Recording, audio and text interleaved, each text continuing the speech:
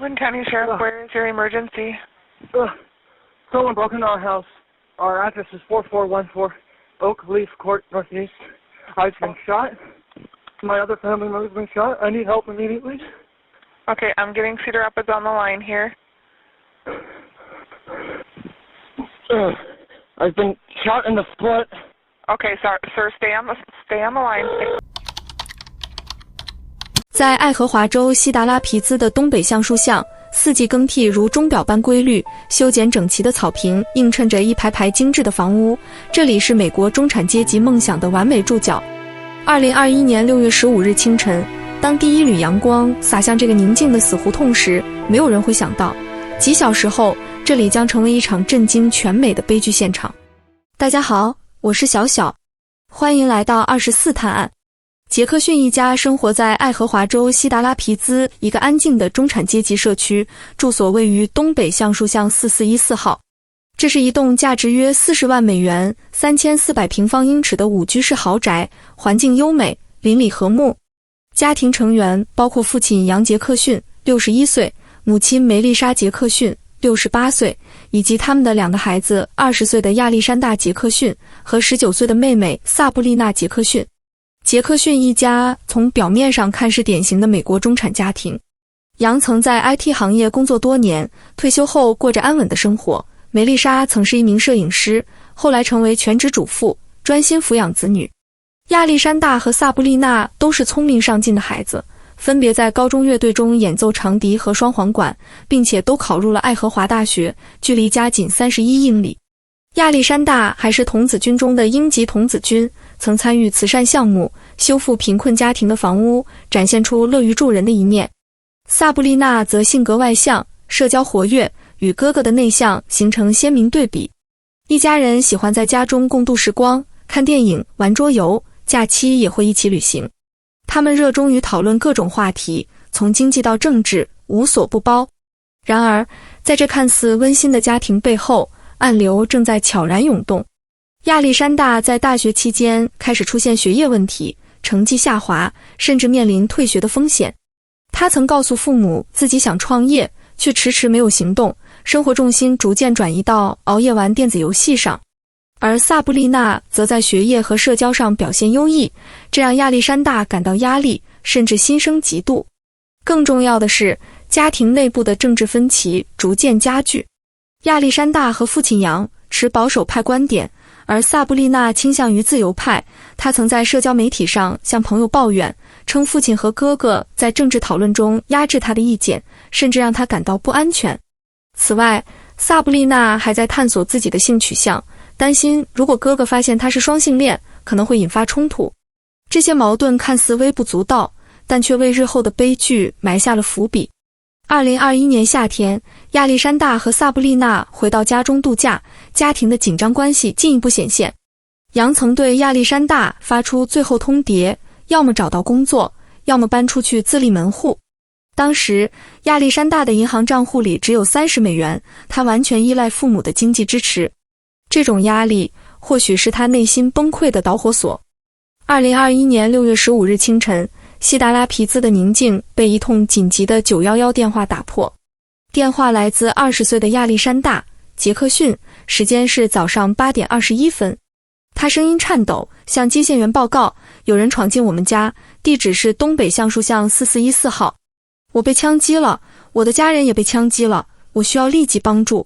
他称一名蒙面男子闯入家中，用枪射伤了他和其他家庭成员，并从后门逃走。接线员试图获取更多信息，问他是否看到闯入者的样貌。亚历山大含糊地描述对方是一个穿黑衣、戴黑色滑雪面罩和手套、脚穿绿色鞋子的黑人男子。他还提到，凶器是一把属于父亲杨的布朗宁 SA-22 半自动步枪，枪就留在现场的地板上。警方迅速赶到现场。这是一个位于死胡同尽头的安静社区，周围几乎没有外来人员。到达时，警官们发现房子的前后门和窗户都锁着，只有地下室后门是开着的，这与亚历山大描述的闯入者逃跑路径一致。然而，现场的安静让警官们感到不安，甚至怀疑这可能是一起恶作剧电话。他们小心翼翼地进入房子，武器上膛，准备应对未知的危险。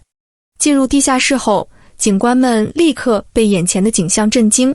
杨杰克逊仰面躺在客厅地板上，头部、胸部和颈部共有5处枪伤，显然已经死亡。距离杨约10英尺的地下室走廊里，亚历山大侧躺在地上，脚部有1处枪伤，显得痛苦不堪。他重复着闯入者的故事，称自己试图与对方搏斗，争夺步枪时被射中了脚。警官们继续搜索，发现萨布丽娜在地下室的卧室中躺在床上，身体被被子覆盖，头部和躯干各中1枪，已经死亡。她的姿势表明她可能在熟睡时被枪杀。随后，警官们上到1楼的主卧室，发现梅丽莎倒在床边地板上，头部中了2枪，床头板和枕头上也有弹孔，显示她可能在床上被射击后滚落地面。现场的凶器是一把布朗宁 SA-22半自动步枪，注册在杨杰克逊名下。亚历山大被紧急送往医院接受治疗，警方则开始对现场进行详细勘查。初步检查显示，房子没有被盗痕迹，贵重物品完好无损，前后门的监控摄像头也没有捕捉到任何可疑人员进入或离开。邻居家的监控录像同样没有异常。附近的建筑工人从早上8点开始工作，也未看到任何人进出杰克逊家。这一切让亚历山大的闯入者故事显得漏洞百出。警方在现场发现的证据迅速指向了亚历山大，而他的叙述却与物证存在多处矛盾。没有闯入痕迹，房子没有强行进入的痕迹，前后门和窗户都完好无损。亚历山大声称闯入者从地下室后门进入，但监控录像显示当天没有任何可疑人员出入。更令人疑惑的是，后院的监控摄像头在案发前夜被断开连接，而亚历山大似乎不知道这台摄像头存在。当警方提到后院摄像头时，他显得惊讶，称我不知道后院有摄像头。凶器是一把布朗宁 SA-22半自动步枪，属于杨杰克逊。这把枪有一个独特的管状弹匣，位于枪托内，装填方式较为复杂，连经验丰富的警方法医专家都需要观看教程才能正确操作。警方质疑，一个随机闯入者如何能在短时间内找到这把枪，装填弹药并熟练使用。更奇怪的是，枪击过程中至少需要重新装填1次，因为现场总共发射了11发子弹，而弹匣容量有限。闯入者从哪里找到额外的弹药？为什么不带自己的武器？亚历山大称，他在地下室客厅与闯入者搏斗时被射中脚部，然后爬回自己卧室，用皮带绑住伤口止血，再用手机报警。然而，法医发现卧室床边有一大滩血迹，且血迹足迹只从卧室向外延伸，没有从客厅进入卧室的痕迹。这表明亚历山大可能是在卧室里射伤自己，然后才走到客厅附近，放置凶器并报警。亚历山大声称自己早上8点听到枪声后才醒来，但警方发现他的手机在早上6点曾连接社交媒体。这与他睡在封闭阳台上直到枪声响起的说法矛盾，暗示他可能早已醒来并有所行动。凶器步枪上发现了2枚清晰的掌纹，分别来自亚历山大的左右手，还有1枚因模糊无法辨识的指纹。亚历山大解释说，他和父亲前一晚曾一起清洁步枪，因此留下了掌纹。然而，掌纹的位置表明枪支在被擦拭后被再次拿起，且呈向下持枪姿势，这与他在卧室自射脚部的推测相符。在报警电话和随后的侦讯中，亚历山大的表现显得异常平静。他很少表现出对家人死亡的悲痛，甚至在提到妹妹萨布丽娜时，只称她为妹妹，从不直呼其名。当警方告知他妹妹和母亲的死讯时，他只是轻描淡写地询问他们是否没事，缺乏应有的情感反应。此外，他对闯入者的描述含糊不清，反复改变细节，比如一开始说闯入者射中了他的脚，后来又说可能是自己不小心扣动扳机。Alex, the reality is there's not any evidence that anyone else was over at your house. It's okay. It's okay. There was a man there. Alex, do you want to tell us what happened? What really happened? Alex, we're not here to judge you at all. Like I said, I went downstairs, and the man was there.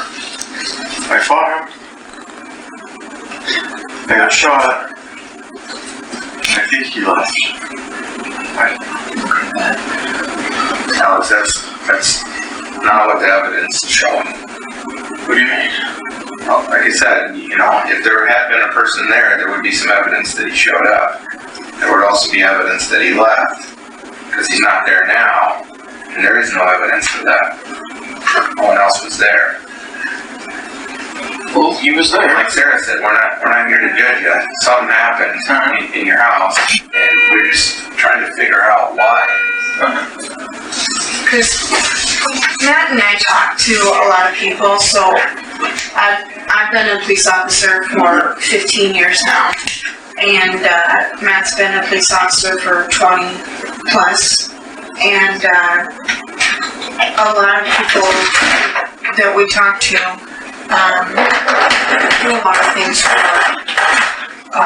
their own reasons. I mean, you don't live my life and I don't live your life, and you know what I mean? Yeah. And so that's why when we ask these questions, we do it because we want to understand, because I don't know what goes on in your life, just like you don't know.